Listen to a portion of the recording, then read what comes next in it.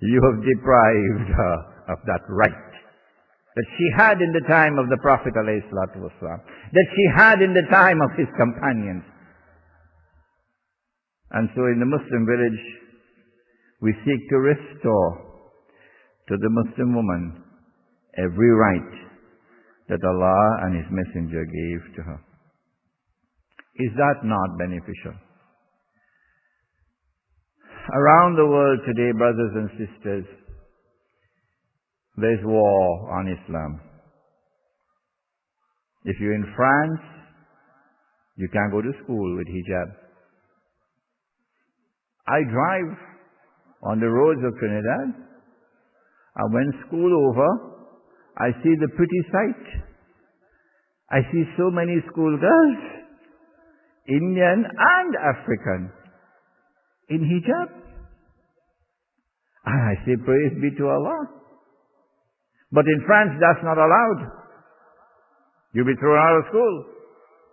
And what is happening in France today is going to happen in the rest of the world tomorrow. It's coming. It is a war on Islam. The intention is to break your faith.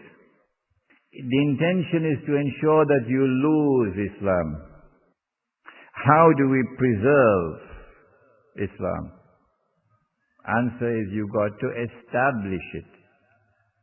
You cannot simply teach and preach. You have to establish Islam. We cannot establish Islam today, anywhere on the face of the earth, as a state, with control over government. Impossible.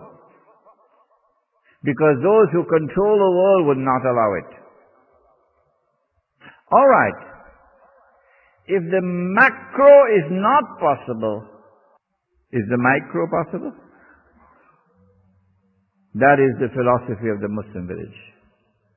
That it is impossible to establish Islam at the macro level until Imam al-Mahdi arises. But if you differ with me, go ahead and try. If we cannot establish Islam at the macro level, do we have any excuse before Allah for not establishing it at the micro level? If you attempt to establish it at the micro level, it must be remote, so it does not pose a threat to their godless world. وَإِذِ اعْتَزَلْتُمُوهُمْ, says Allah in Surah Al-Kahf.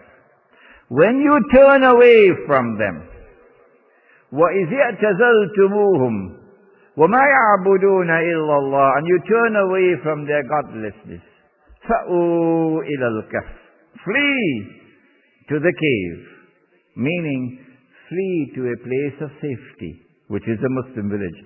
يَنْشُرُ لَكُمْ رَبُّكُمْ مِنْ رَحْمَتِهِ وَيُهَيِّ لَكُمْ مِنْ أَمْرِكُمْ مِرْفَقًا. Allah will shower you with His mercy. Allah will protect you in the Muslim village. The world around us is already showing all the signs of vulgarity, of corruption, of godlessness. Do we want to wait for that day when people are committing sexual intercourse in public like donkeys? Do we want to wait for that before we take our wives and children away? No, we should not wait for that. When we can see the signs, this is already coming. The Muslim village is meant to take people away from that vulgarity, from that corruption, from that godlessness. I spoke to you about food already. I don't think we have the time to go into any more detail on the food. Now let me go finally to methodology. What should be our method? You can differ with me. This is my opinion. You can prove me to be wrong. I think that our plan should be to proceed stage by stage, because that's the methodology in the Quran, stage by stage. I think that stage one should be a massive program of public education, because I am anticipating that the enemy is going to try to paint this village project in ugly colors. So we take in front before in front take us. In a massive program of public education that we explain very clearly what we are about in establishing a Muslim village. Stage 2 would be to establish what I'd like to call weekend villages. So you don't have to sell your houses yet. You could continue to live in Tunapuna, Tacarigua, and La Romaine. But we have a weekend village. So Friday evening when you get off work, put your wife and your children in the car and you head for the village. And you try to reach before Maghrib. And you remain in the village until Sunday after Zuhar. So after Zuhar you can go and take care of whatever chores you have. Somebody's sick you have to visit and so on. Sunday afternoon. Your shopping and so on, your groceries and so on, Sunday afternoon. Between Friday evening and Sunday Zuhar, we give you a taste of what it is to live in a Muslim village.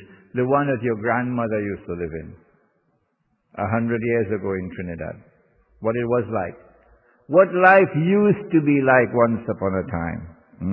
Bring it back. We would need to lease land. We don't have to buy it. Lease a large plot of land, 5 acres, 10 acres perhaps. We need to construct a large, these are my ideas, you don't have to agree with me. Construct a large carrot roof shed. So it's cheap to construct and it's cool.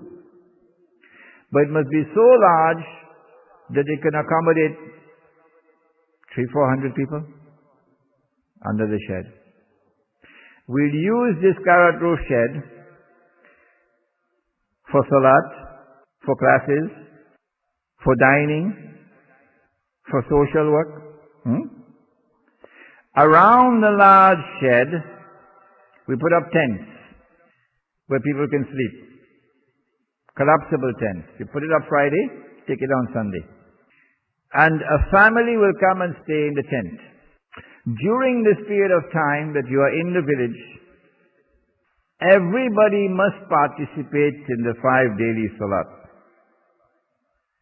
A woman who wants to pray in her tent, of course she has the freedom to pray in the tent. She wants to come to join the Jamaat, she has the freedom to do so, but she'll be at the back and the men at the front, and there'll be no barrier in between the two, not in this masjid. Educational programs would be established for teaching and for demonstrating, teaching and demonstrating the religion to men, to women, to children. But I warn you, we need people who can produce programs for fun and entertainment so that children will love this village, the weekend village. We need programs that women would find exciting, entertaining, enjoyable, so that women would love the village. If you cannot win the heart of the Muslim woman, forget it. You're not going to succeed. You have to win the heart of the mother for this project to succeed. In this village, you will have to go to sleep after Isha Salat. And waking up gossiping until midnight. Shortly after Salatul Isha, you're going to sleep. Which means that